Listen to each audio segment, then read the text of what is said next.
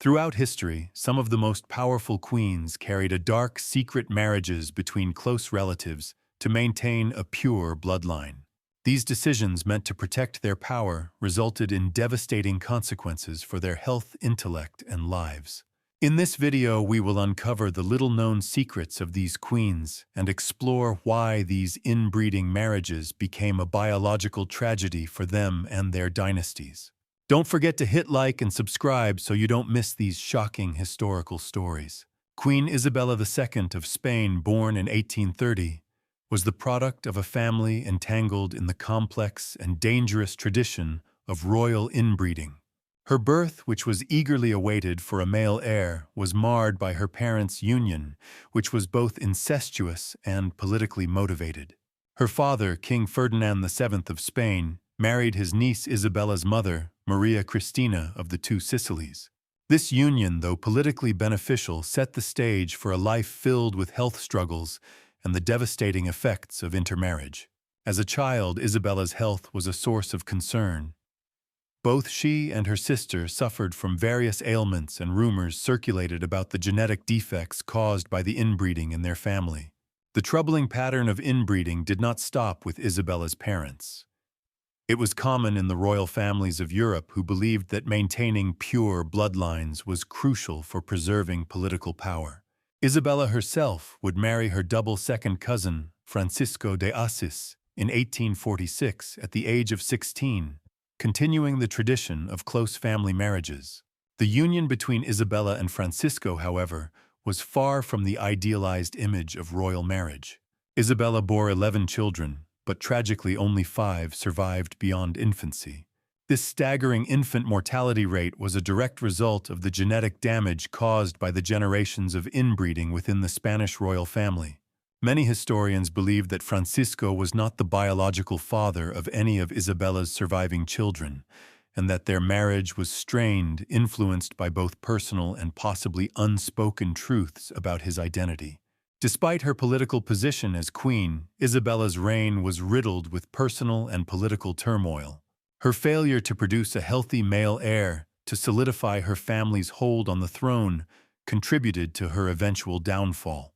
In 1868, after years of instability and the loss of support from the military and public, Isabella was forced into exile. Her legacy, however, remains tied to the tragic consequences of royal inbreeding.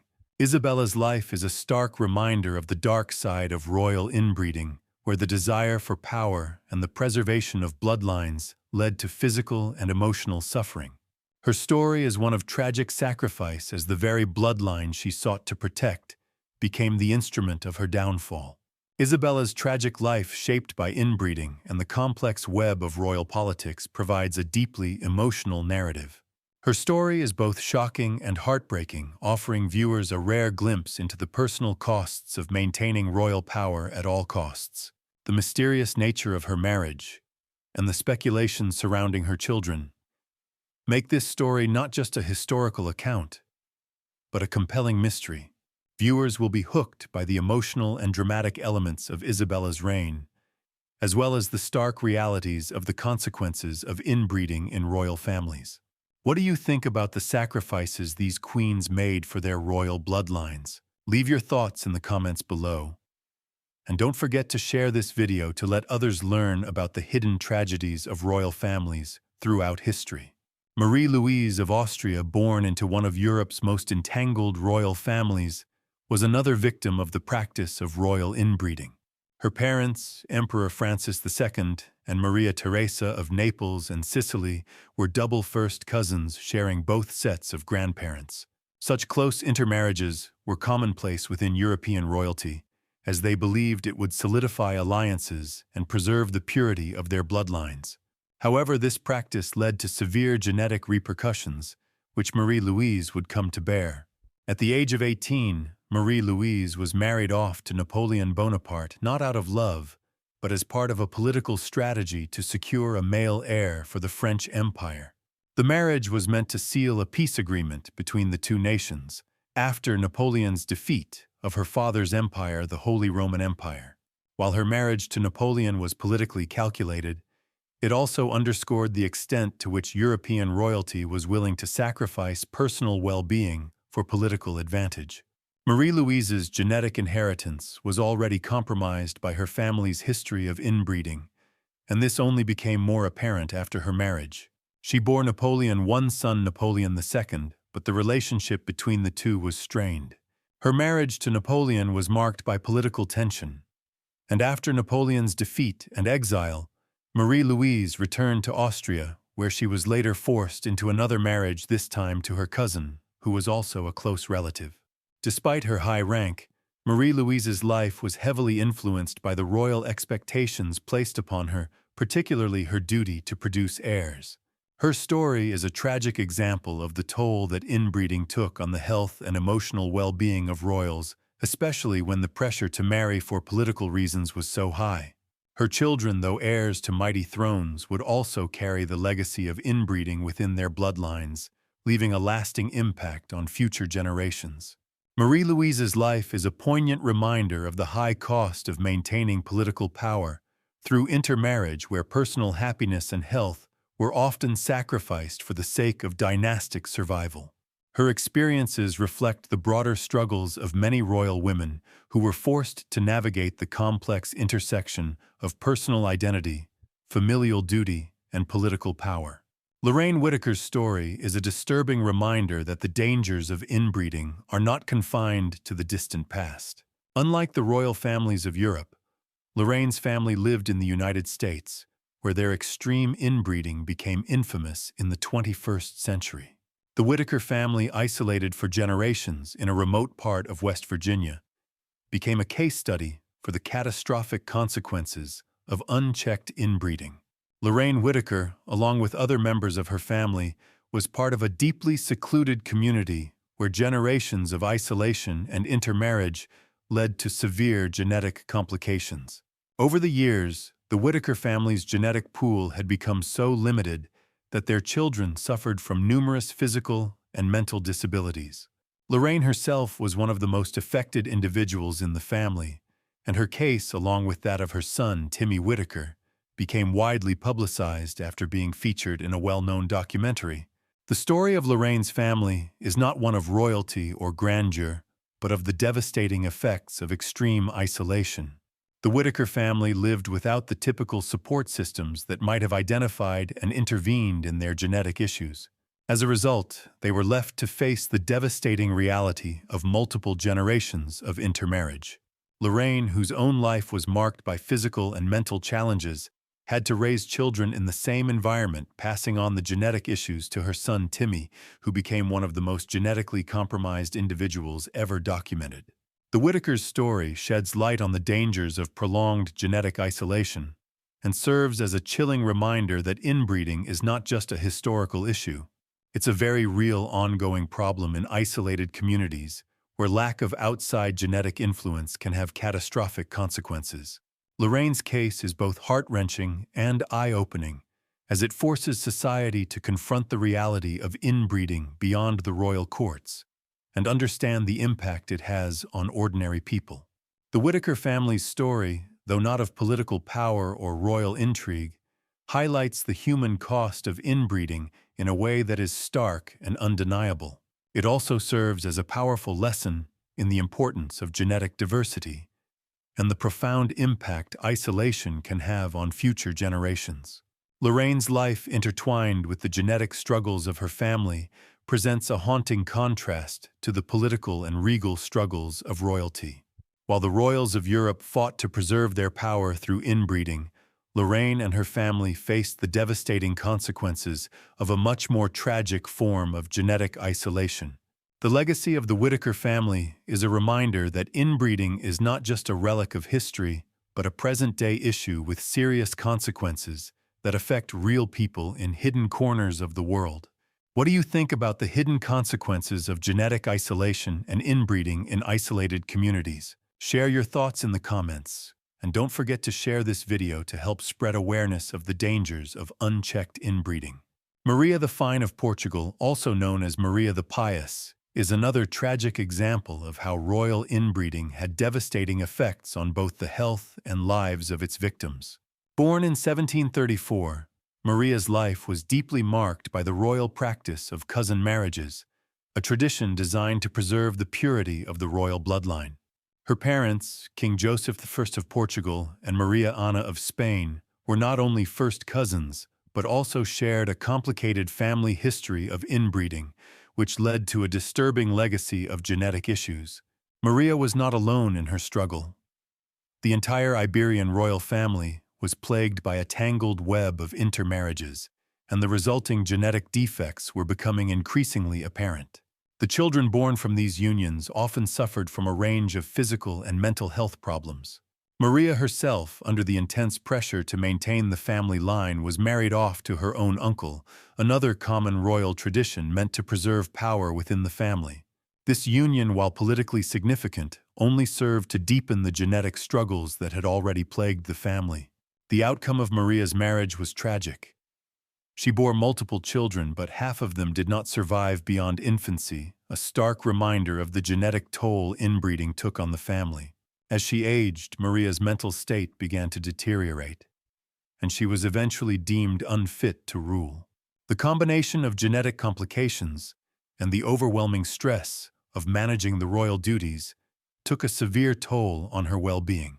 Her story reflects not only the physical and emotional struggles of living under the pressure of royal expectations, but also the broader implications of inbreeding within royal families.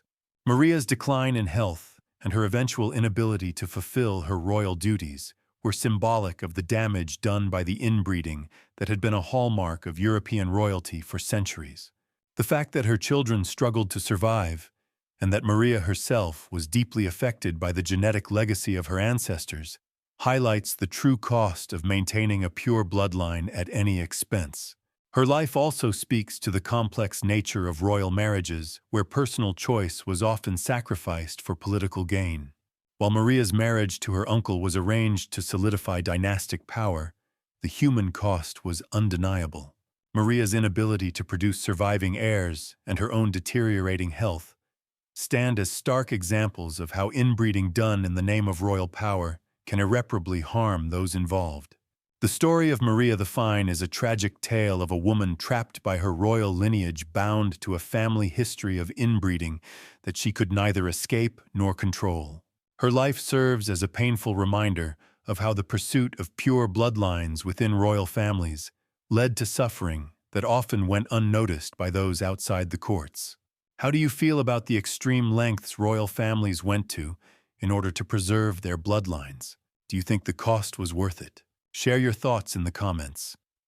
And don't forget to share this video with others to spread awareness of the hidden consequences of inbreeding in royal history. Marie Antoinette, the last queen of France before the Revolution, is perhaps one of the most famous victims of royal inbreeding. Born in 1755 to the Habsburg dynasty, her life was marked by the complexities and the dark consequences of family inbreeding. As a member of the Habsburg family known for its many intermarriages within European royal circles, Marie Antoinette's bloodline was already compromised. But her story goes beyond the typical royal inbreeding practices. Her marriage, arranged for political reasons, served as a stark example of the high cost of dynastic survival.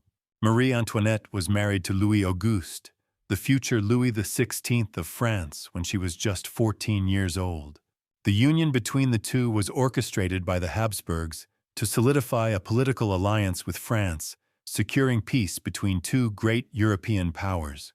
Though her marriage to Louis XVI was initially meant to strengthen the relationship between Austria and France, it also signified the deep entanglement of European royal families. But Marie's health, both mental and physical, would be deeply affected by her family's legacy of inbreeding. The Habsburgs were notorious for their extensive intermarriages to keep their bloodline pure. Marie's mother, Empress Maria Theresa, was part of this practice, and it had lasting effects on the health of her children. The most well-known of these effects was the so-called Habsburg jaw, a prominent genetic deformity passed down through generations of inbreeding. Marie Antoinette, while not physically affected to the same extent, carried the burden of this royal bloodline, which would influence her physical and emotional health. as Queen Marie Antoinette became the subject of public scorn partly due to her extravagant lifestyle and her inability to produce an heir early in her marriage. It was rumored that her failure to conceive was due to both the physical toll of royal inbreeding and the immense stress placed on her as a political symbol.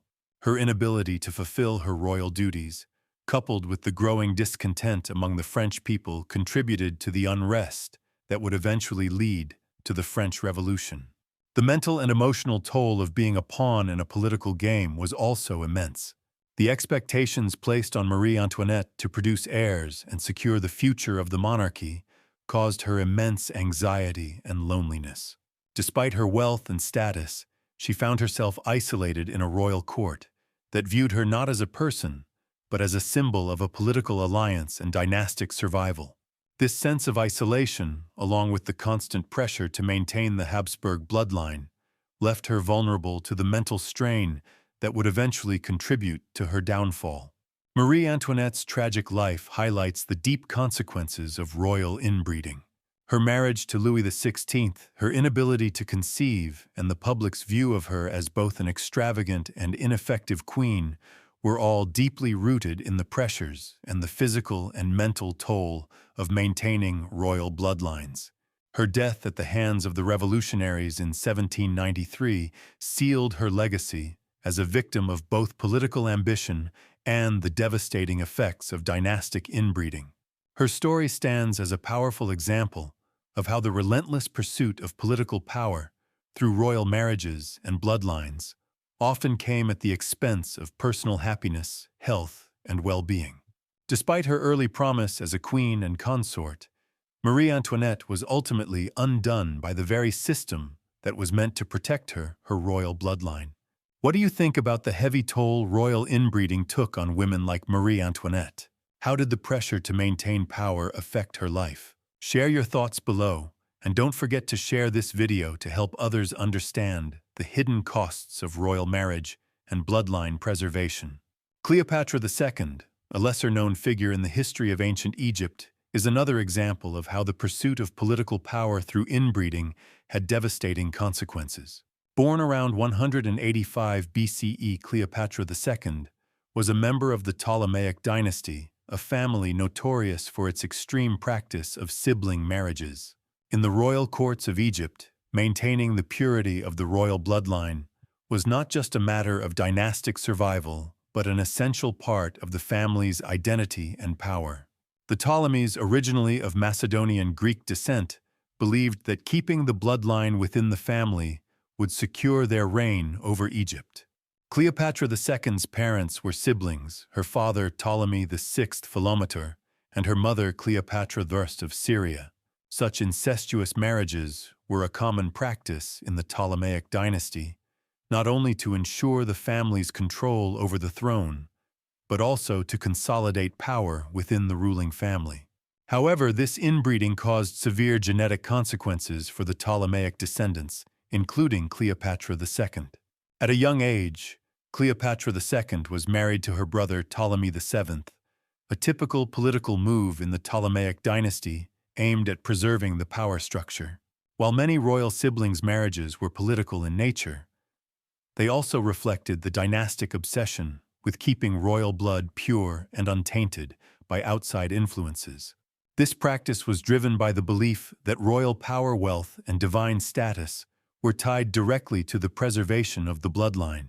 However, this belief came at a significant cost to the health and well-being of the family members involved. The consequences of Cleopatra II's inbreeding were soon apparent. As with many other Ptolemaic rulers, the effects of inbreeding were not just physical, but also emotional and political.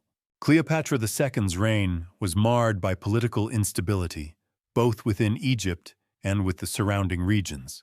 The constant strife over who would hold the throne and the tension between Cleopatra and her brother, and later her co-regent Ptolemy VIII, left her in a precarious position. The most significant impact of the Ptolemaic inbreeding on Cleopatra II was the health of her descendants. While Cleopatra II did have children, 2 daughters, only one survived to adulthood. The frailty and mortality rates among the children born to inbred parents, were tragically common in royal families that practiced such extreme forms of marriage. The pressure to produce heirs combined with the physical toll of inbreeding led to the early deaths of many children in the Ptolemaic dynasty. Aside from her personal health struggles, Cleopatra II's reign was filled with political challenges, particularly due to the instability created by her family's practice of inbreeding. She was involved in several power struggles, including conflicts with her brother Ptolemy VIII, who eventually drove her into exile. Despite her resilience, Cleopatra II was unable to overcome the political damage caused by the inbreeding within her family. Her reign ended with her death in 116 BCE, but the legacy of her family's inbreeding lived on, leaving a cautionary tale about the dangers of dynastic obsession. Cleopatra II's story serves as a stark reminder that the cost of maintaining a pure bloodline through inbreeding often outweighs the benefits of dynastic survival. While the Ptolemies believed that preserving their bloodline would secure their power, the physical, emotional, and political consequences of their decisions led to the eventual decline of their reign. Cleopatra II's life, though less known than her famous ancestor Cleopatra VII, is a poignant example of the cost of royal ambition and the human toll of keeping bloodlines pure at all costs. Her tragic legacy is a lesson in the dangers of prioritizing power over the well-being of individuals within the royal family. While the Ptolemaic dynasty sought to secure its rule over Egypt through inbreeding, the physical and emotional damage done to their descendants was profound. And Cleopatra II's reign ended with a family legacy marked by instability, strife, and the unfortunate consequences of royal inbreeding. What are your thoughts on the political decisions made by Cleopatra II and her family? Do you think the cost of maintaining a royal bloodline was justified? Share your thoughts in the comments below. And don't forget to share this video with others to learn more about the hidden consequences of inbreeding in royal history. The practice of royal inbreeding, particularly within Europe and ancient dynasties like the Ptolemies, was not limited to just a few isolated families. It became a dangerous, widespread tradition that spanned generations. While the intent behind these marriages was always to preserve power and maintain pure bloodlines, the results were often devastating, leading not only to the fall of individual rulers, but also the collapse of entire dynasties. As we look at the broader picture, it becomes clear that the decision to continue the inbreeding tradition within royal families came with severe consequences. These marriages, often between siblings, cousins, and close family members, were meant to secure political alliances, prevent external influences, and consolidate wealth and power. However, the toll on the health of the royal offspring was undeniable. As the generations of royal families intermarried, the genetic diversity within these bloodlines shrank, and the negative effects on health, mental stability, and physical appearance grew more pronounced. One of the most notable consequences of inbreeding was the rise of genetic disorders that severely impacted the ruler's ability to govern effectively. The Habsburgs, for example, were notorious for producing children with severe physical deformities, such as the prominent Habsburg jaw, a deformity caused by repeated cousin marriages within the family. The infamous King Charles II of Spain was another example of how inbreeding resulted in severe genetic consequences.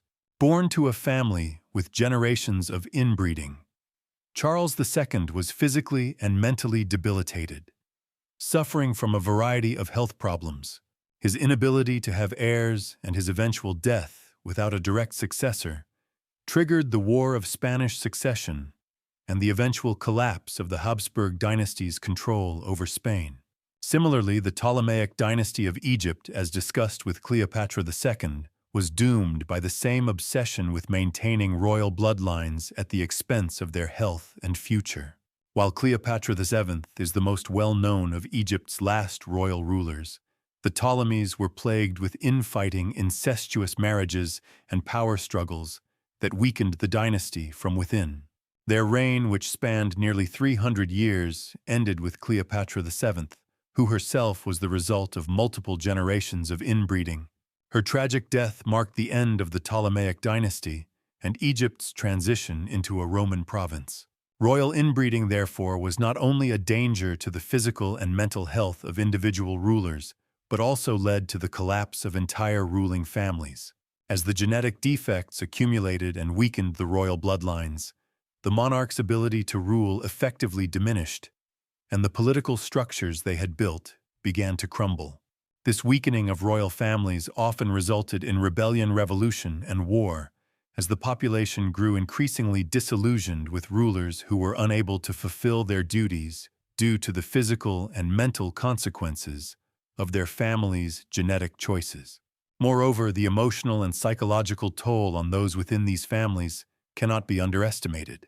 Royal marriages were not about love or mutual respect, but about maintaining power. This created a toxic environment where emotional connections were often strained and mental health deteriorated under the constant pressure of producing heirs and maintaining the purity of the bloodline. In many cases, royal women who were often married off at a young age for political reasons faced immense stress and isolation. Their worth was tied to their ability to produce heirs, and any failure to do so was often met with scorn and public humiliation. By the time the practice of inbreeding began to lose favor in the 19th century, the damage had already been done. The dynastic power of these royal families had been severely weakened, and the impact of inbreeding was a contributing factor in the fall of many once powerful families. The collapse of the Spanish Habsburgs, the downfall of the Ptolemies in Egypt, and the general decline of many European monarchies can all be traced back to the genetic and political ramifications of inbreeding. Ultimately, the fall of these royal dynasties serves as a sobering reminder of the consequences of prioritizing political power over human well-being. The obsession with maintaining a pure royal bloodline, no matter the cost, led to the physical, emotional, and political destruction of entire families. In the end, the very bloodlines that were meant to secure their reigns became their undoing. While many royal families have long since abandoned the practice of inbreeding, the legacy of those dynasties that relied on it is still felt today. The downfall of these powerful families and the toll inbreeding took on their health and legacies highlight the dangers of such practices, reminding us that no amount of political power is worth the sacrifice of individual well-being and family stability. Do you think the pursuit of power through inbreeding was worth the cost? How do you think history might have changed if these royal families had chosen different paths? Share your thoughts in the comments. And don't forget to share this video to help others understand the hidden dangers of maintaining bloodlines at all costs. The stories of these royal families, Isabella II, Marie Louise, Lorraine, Whitaker, Maria the Fine, Marie Antoinette, Cleopatra II, and many others serve as powerful cautionary tales. The obsession with maintaining pure bloodlines, often through incestuous marriages, not only led to physical deformities, mental health issues, and early deaths, but also contributed to the downfall of entire dynasties. While these rulers sought to preserve their power through bloodline purity, they ultimately sowed the seeds of their own destruction. As we've seen, the consequences of royal inbreeding were not only physical, but deeply emotional and political. For these monarchs, marriage was never a matter of love or mutual respect, but rather an essential tool for consolidating power. The pressure to produce heirs and maintain the purity of the royal bloodline placed enormous strain on royal families, particularly royal women. Many of these women, such as Isabella II, Marie Louise, and Cleopatra II, were married off to relatives at young ages and were expected to fulfill their dynastic duties at the cost of their personal well-being. The toll of such marriages often left them isolated, emotionally stressed, and physically compromised. These stories highlight the complex intersection between personal sacrifice, dynastic ambition, and the harsh realities of genetic inheritance. While royal families like the Habsburgs and Ptolemies believed they were preserving their power, they were simultaneously locking themselves into a cycle of genetic degradation, mental instability, and political collapse. In the case of the Whitaker family, the dangers of inbreeding were no longer confined to royal families, but were evident in isolated communities that lacked access to genetic diversity. But perhaps the most poignant takeaway from these stories is how the pursuit of power, when combined with such extreme practices, can ultimately destroy not just individuals, but entire empires. These families, which once wielded immense political influence, eventually crumbled under the weight of their own genetic legacy. The political and social instability caused by the failure of these royal families to secure healthy heirs often led to revolutions, wars, and the eventual collapse of their reigns. Yet there is also something profoundly human in these stories. Despite the power and wealth these rulers held, they were not immune to the human toll that came with inbreeding. The stories of their physical and emotional struggles serve as a reminder that no amount of royal status or political power can shield individuals from the consequences of poor decisions. Whether those decisions involve the pursuit of dynastic survival or the disregard for personal well-being. As we reflect on the consequences of royal inbreeding, it becomes clear that the practice not only led to personal tragedy, but also to the downfall of entire dynasties. It is a stark reminder that the desire to preserve power when taken to extremes can have far-reaching consequences. The royal families that practiced inbreeding were ultimately undone by the very practices they believed would secure their reign.